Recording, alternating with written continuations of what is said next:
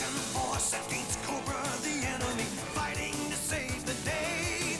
They will never give up, they're always there, fighting for freedom over land and air. Action force! International heroes! Action force are there! Action force will dare! Action force! Hello everybody, welcome to another toy review. A long time no see. I've been very busy with my movie degree, but I thought I'd squeeze in a couple of reviews this week while I have time. In today's video, we're taking a look at something that really hit my kind of nostalgia vibes, as you can probably tell by the intro. This is the Sergeant Slaughter figure from the Valaverse Action Force line. Now, I remember him as Sergeant Slaughter from wrestling, and then when we had Action Force the movie, not G.I. Joe the movie, Action Force the movie, I believe he was Sergeant Slammer in that, or he may have been Sergeant Slaughter. But anyway, it's the same character, based on the man himself, Sergeant Slaughter.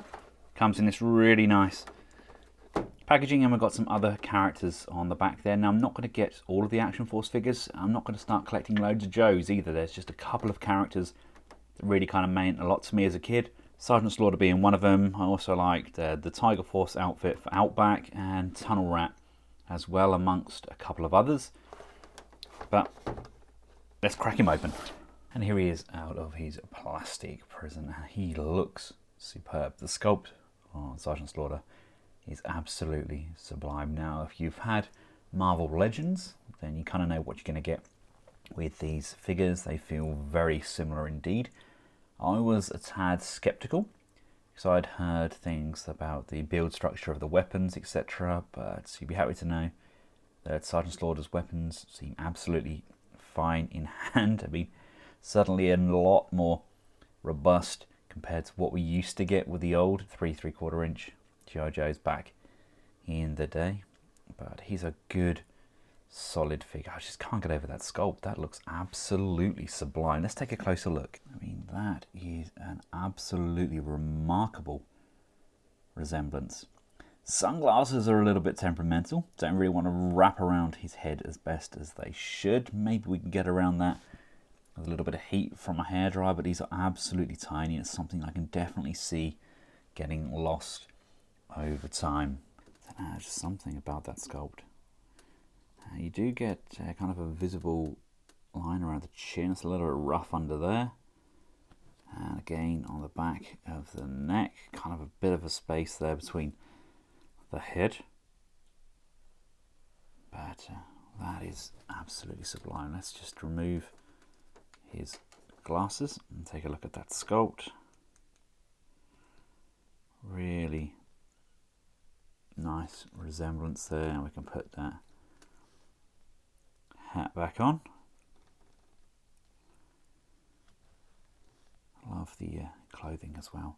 We do have a peg hole in the back there, so there's a nice little slot in the jacket there, so we can plug the backpacks in as well. As far as I'm aware, these are fully compatible with G.I. Joe accessories as well. Unfortunately, you can't remove the coat. I mean, you can, but you'd be left with a vest and some jacket sleeves. We have a holster built in for his pistol, and again the same a sheath here for his knife, coming down to the ankles. Yeah, pretty much everything you would expect from a figure of this size these days. Head can look up, down, left and right, quizzical tilting side to side. Arms can go all the way around, up to the side. Rotation on the upper bicep. There is a double jointed bend on the elbow. We get rotation on the wrist and a pivot on the wrist. We get upper torso rocker, and there's waist rotation as well, so we can get abdominal crunch forwards, abdominal crunch backwards. Legs can come this far forwards, this far back, out to the side, upper thigh rotation, double jointed bend on the knee. Knees feel a little bit more gummy, so maybe you need to apply a little bit of heat to those. And then we get that boot cut up and down on the shoe, and we get a pivot in there as well, side to side. So A very articulated old man.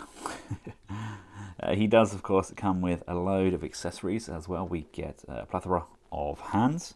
Lots of nice little things here. We've got some trigger fingers for the left and for the right. This one looks like, yeah, almost like a handshake hand. Get a couple of fists, and we get that very Sergeant Slaughter-esque pointing finger as well. These are very nicely sculpted, especially for the size. I mean, there's something about that, isn't there? It just really brings back memories of the 80s. I used to love him in wrestling. To quickly give you an idea of his scale, here he is alongside Falcon Cap. So he's a good size figure. He's going to fit in with your G.I. Joes, your Power Rangers, and your Marvel Legends very nicely indeed. So there we have it, ladies and gentlemen, Full Force. I used to love how they used to dub that over. There used to be random similar voices, and wherever they used to say Yo Joe, it used to be Full Force. Oh, it was bad. But hey, I didn't know any different until the internet, when I found out it was always meant to have been G.I. Joe, and we just dubbed over it. So there you go. You learn new things every day. I mean, I'm sure some of you hadn't even seen the Action Force intro. So there you go. A huge shout out to Kapow Toys. To my knowledge, one of the only UK toy suppliers that are actually doing this Action Force line. So I'll include a link in the description below where they can be purchased. And until next time, from myself and the rest of the Collectables household, thank you all very much for watching Full Force, and goodbye. Action Force against Cobra, the enemy, fighting to save the day. They will never give up, they're always there, fighting for freedom over land and air. Action Force! International heroes! Action Force are there! Action Force will dare! Action Force!